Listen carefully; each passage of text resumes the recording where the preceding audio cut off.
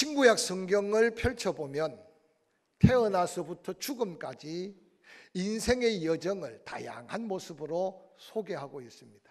그런데 그 가운데 세상 사람들도 어렴풋이 고백하는 고백 속에 정말 태어나서 죽음까지 인생이 뭐냐라고 말하면 인생은 나그네와 행인 같다라고 고백하는 고백을 우리는 쉽게 떠오르게 될 것입니다. 이 인생이 나그네 길이라고 하는 것은 무언가 다가갈 고향이 있다는 뜻이고, 이 세상의 인생이 전부 다가 아니라는 사실을 그 고백 속에 함께 고백하는 고백이 될 것입니다. 특별히 옛날 야곱이 아들 요셉의 놀라운 도움을 받아서 애굽으로, 오늘날로 말하면 이민을 가게 됩니다.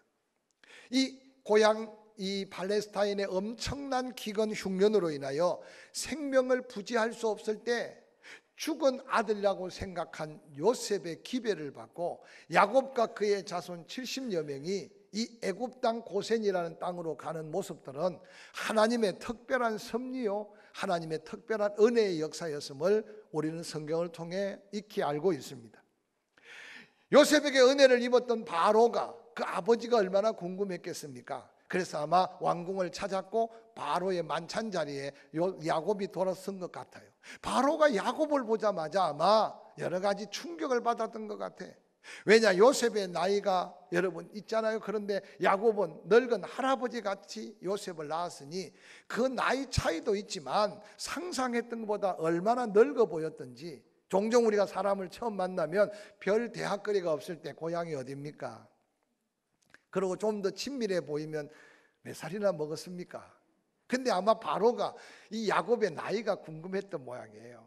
도대체 당신 몇 살이나 잡섰어? 하고 물으니까 야곱이 고백한 고백이 창세기 47장 7절부터 고백된 내용 중에 이런 내용이 있어요. 내 나그네 길의 세월이 130년이었습니다. 나의 나이가 얼마 못 됩니다. 우리 조상들은 나보다 더 훨씬 오래 살고 많이 살았습니다. 그런데 내가 이렇게 당신 보기에 늙어 보이는 것은 내가 다른 사람보다 더 험한 세월을 살았기 때문입니다 라고 고백합니다. 이 짧은 야곱의 고백 속에 여러분, 하나님께 택함 받은 사람이나 세상의 부귀영화를 누리는 사람이나 인생은 다 나그네 인생이라는 사실을 한 번 더 우리에게 각인시켜주는 말씀이 아닌가 생각해 봅니다.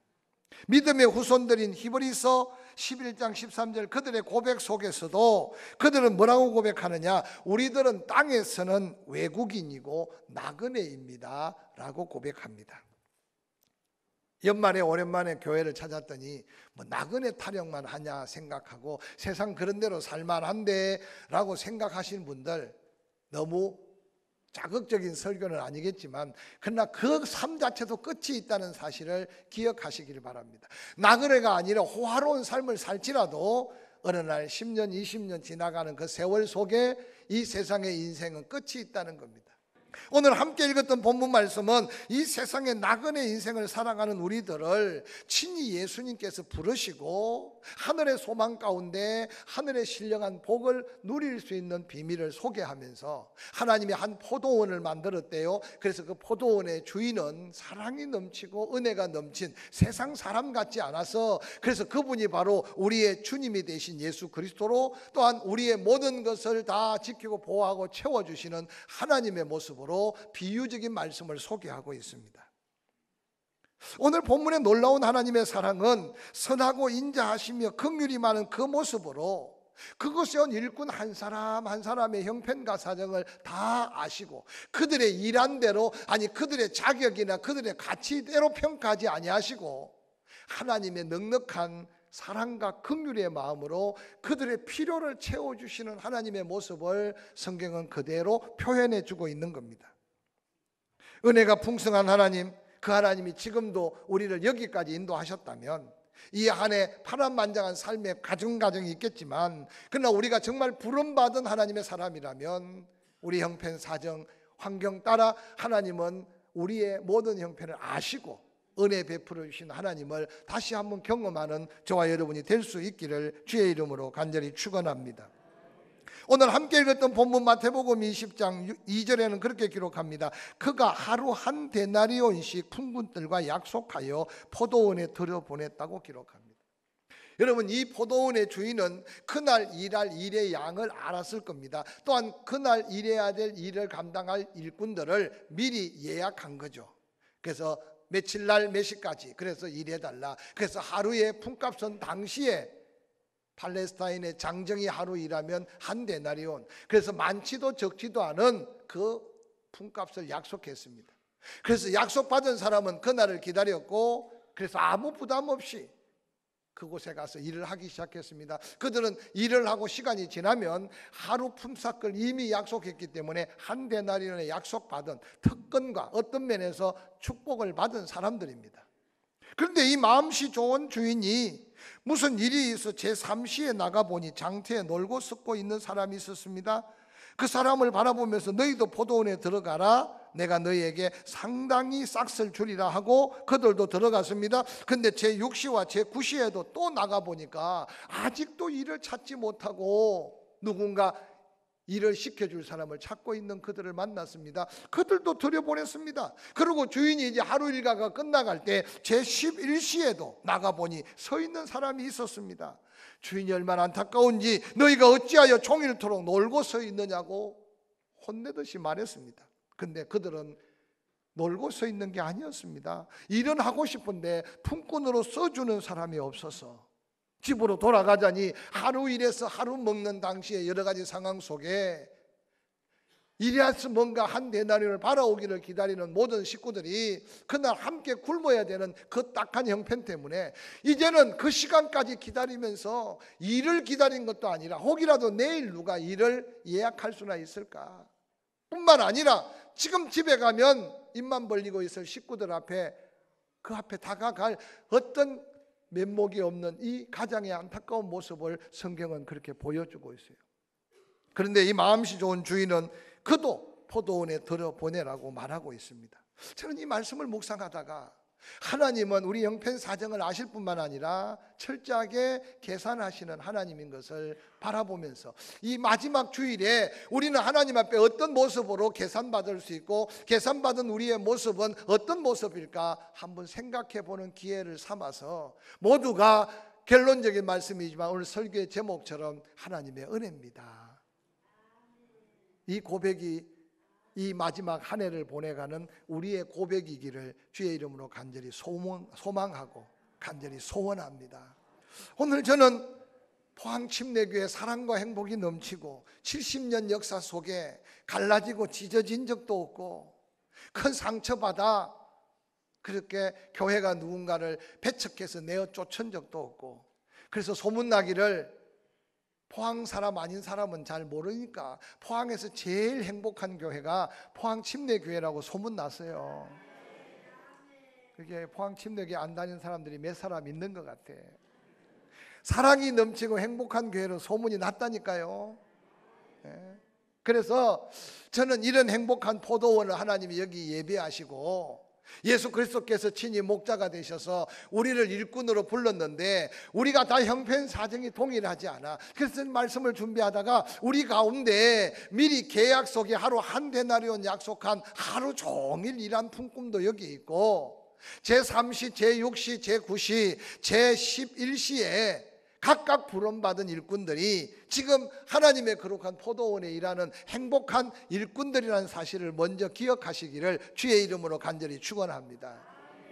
근데 오늘 본문 가운데 하루 종일 일하는 사람 사실 책망하는 게 아니라 그들 마음속에 하나님의 은혜를 깨닫게 하는 말씀입니다. 종일 일하고 야단만 맞을 사람이 어디 있겠어요. 근데 오늘 이 말씀 속에는 똑같은 일꾼일지라도 우리가 일할 수 있는 게 얼마나 축복인가를 알고 일하는 자가 되라는 의미가 깊숙하게 내포되어 있고 진정한 행복은 어디 있느냐를 우리에게 가르쳐주고 있는 본문의 말씀이 아닌가 생각해 봅니다. 여러분, 오늘 이 시간들은요, 오늘 유대 시간을 우리 시간으로 이해하려면 유대 시간에 6시간을 더 더하면 우리 시간이 돼요. 그러니까 제3시에 주인에게 상당한 싹을 주리라고 약속받고 일한 사람은 오늘날 시간으로 9시에 뒤늦게 일터로 일을 찾은 사람이에요. 근데 제 육신은 12시에 부름받은 사람입니다. 해가 중천에 떠 있을 동안까지 일을 찾지 못하고, 그렇다고 지금 돌아갈 수도 없는 처지에 그래도 일을 기다리는데, 그때 주인은 그들을 또 일터로 돌아보냈어요. 근데 주인이 또 다른 곳을 지나가다가 제 9시에 오후 3시 이제 해가 거의 져가고 있는 순간 아니겠어요? 그런데도 일거리를 찾지 못한 그도 포도원에 들여보냈어요. 오늘 본문에 더 놀라운 것은 제11시, 이제 1시간밖에 일할 시간이 없는 오후 5시에 하루 종일 일을 찾고 있는 그 사람의 모습을 한번 상상해 보시길 바랍니다. 요즘은 여러 가지 노동시장이 달라져 있지만, 그래도 관계가 있고 아는 사람이 있다면 막 일을 하는 사람들도 끊임없이 계약하고 한 사람 밑에 일을 할 수 있어요. 그러나 여러분, 대도시에 가거나 포항만 해도 그저 하루하루 일을 하는 일용 근로자들이 누군가 나를 좀 데려다가 일을 써달라고 이런 추운 겨울에는 큰 깡통에다가 나무 불을 지펴놓고, 그리고 이른 아침부터 초조하게 일을 기다리고 있는 사람들이 무리지어 있습니다. 좀 건강하게 보이고 힘이 있어 보이면 그 가운데 먼저 부름을 받기도 하겠지만, 나이가 많거나 때로는 특별히 건강해 보이지 않으면 한 사람 팔려가고 두 사람 데려감을 당할 때 남아서 기다리는 사람의 마음들을 때때로 우리가 살펴볼 수 있어야 해요.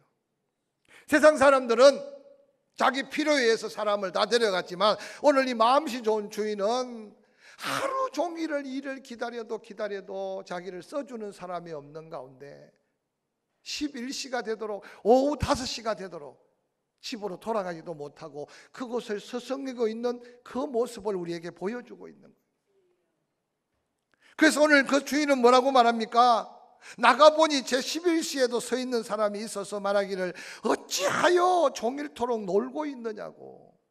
근데 놀고 있는 게 아니었어요. 우리를 품꾼으로 쓰는 이가 없어서. 그런데 그 주인이 1시간밖에 남지 않았지만 너희도 내 포도원에 가서 일을 하라고 들여보냈어요.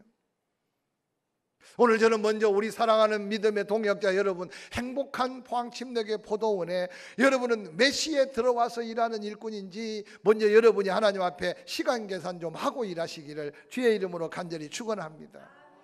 70년 역사 속에 변함없이 아버지가 섬겼던 제단, 그저 모태신앙으로 또 다시 태어나 보니까 내가 선택하는 교회가 아니라 또 포항침례교회, 그래서 또 평생을 이곳에 섬겼던 분들은 제가 생각할 때 하나님의 특별하고 또 특별한 은혜 속에 미리 부름받은 귀한 사명자임을 깨달으시기를 주의 이름으로 간절히 축원합니다.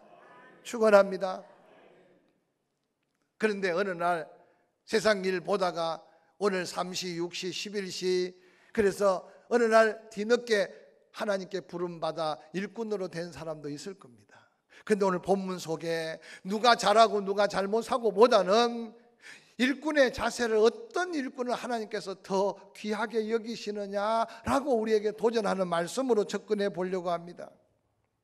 오늘 성경에 보니까 제3시, 그래도 9시에 뒤늦게 부름받은 사람들은 적당하게 싹이라도 준다고 말씀했지만, 12시나 오후 3시나 특별히 오후 5시에 부름받은 사람들은 전혀 기대할 것도 없는 보상의 이야기가 없었습니다. 그런데 놀랍게도 일이 끝났습니다. 주인은 청지기를 불러서 싹을 주는데 나중 온 사람부터 싹을 주라고 말했어요. 제 11시에 온 1시간 일한 자가 무슨 싹을 기대하고 왔겠어요? 그 1시간 동안 또한 얼마나 열심히 일했겠습니까? 왜냐하면 그는 아마 내일을 기대하고 일했을지 몰라요. 그런데 갑자기 그 손에 한 데나리온, 하루 종일 일한 품값, 아니 하루 종일 일한 품값이기보다는 집에서 지금 배고파 기다리는 가족들이 그 한 데나리온을 받아가야만 함께 하루를 지낼 수 있는 그 한 데나리온을 사랑과 긍휼이 풍성한 주인이 그 손에 들려주었을 때 그 감격이 얼마였을까? 저는 이 말씀에 오늘 포인트를 주고 싶어요.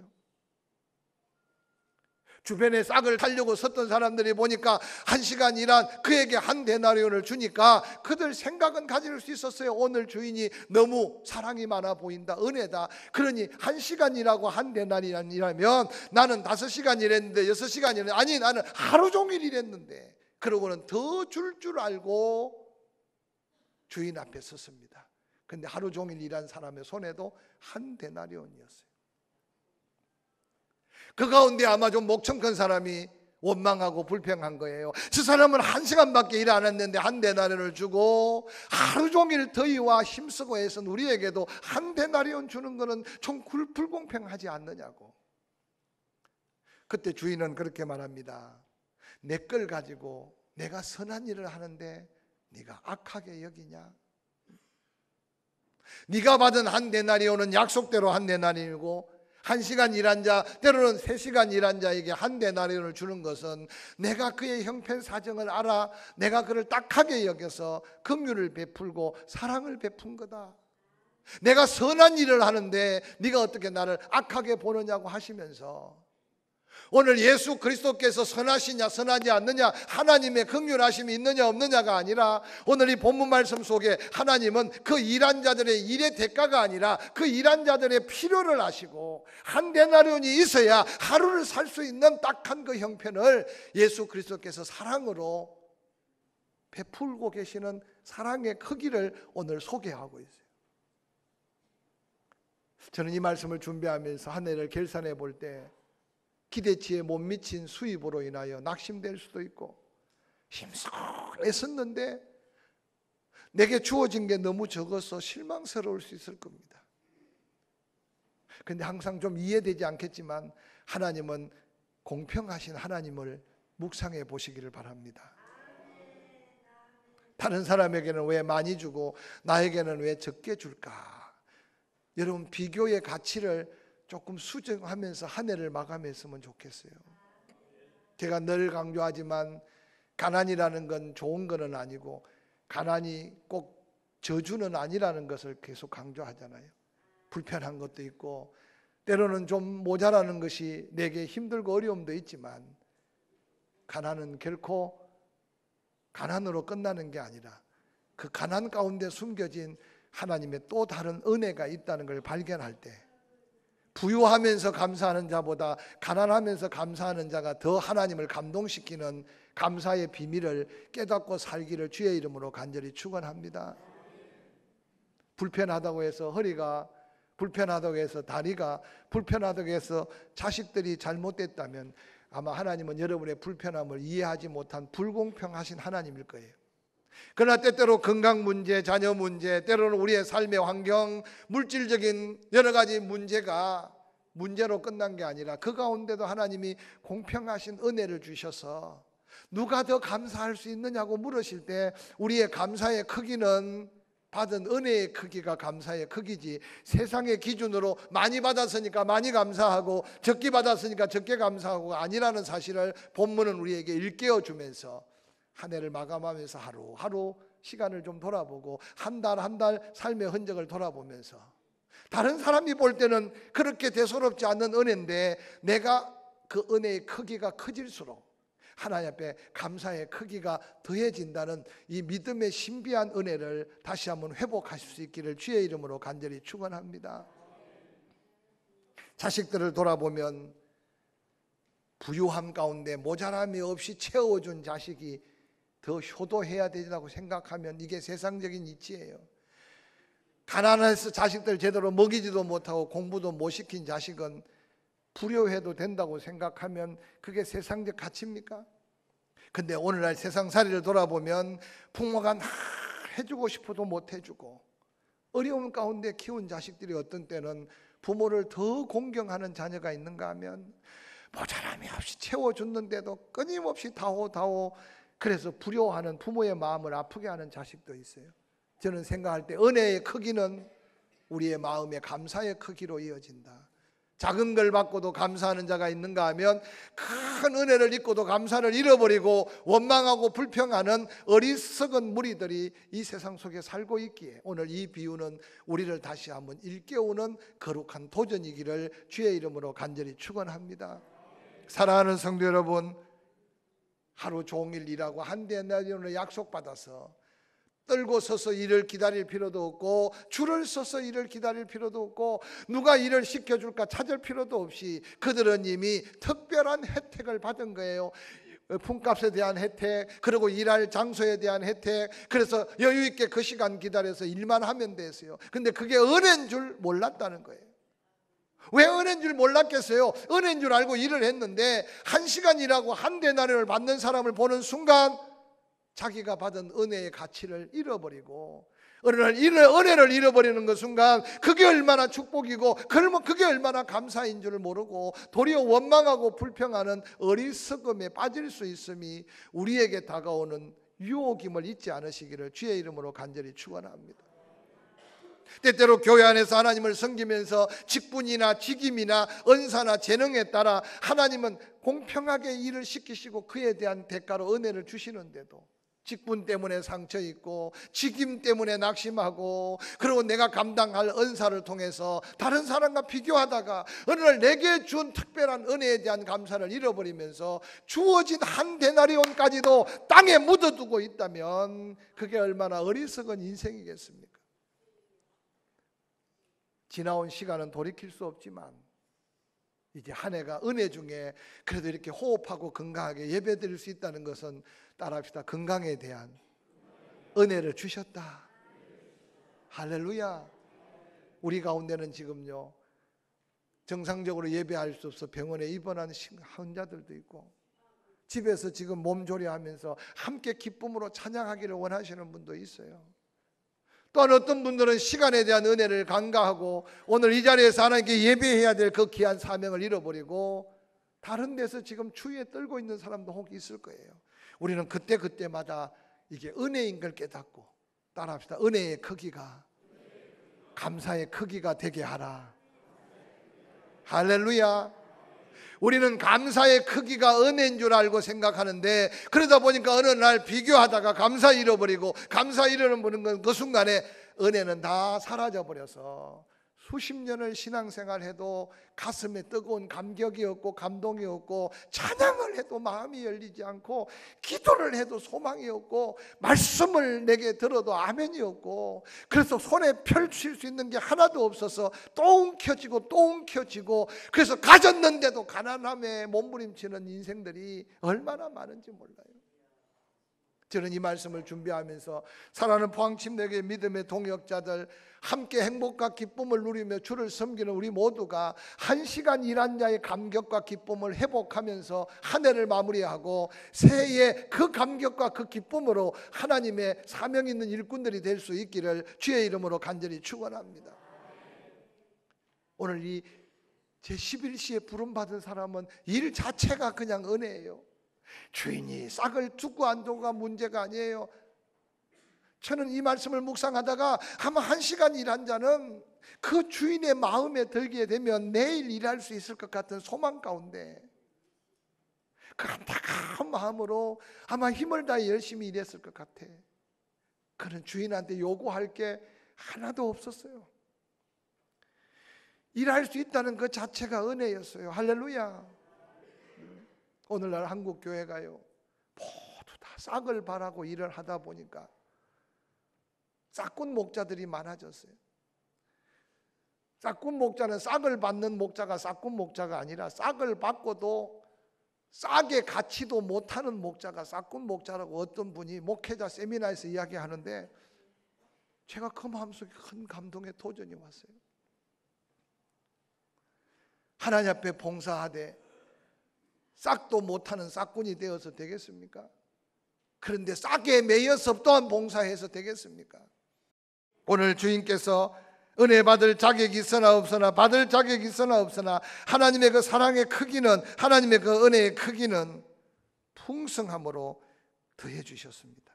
여러분, 선하신 하나님의 역사는 요셉이 고백하는 고백을 통해 살펴볼 수 있어요. 여호와께서 요셉과 함께하니 요셉이 형통했다. 그 하나님께서 지금도 택한 주의 일꾼들과 함께하고 계심을 믿으시기를 주의 이름으로 간절히 축원합니다.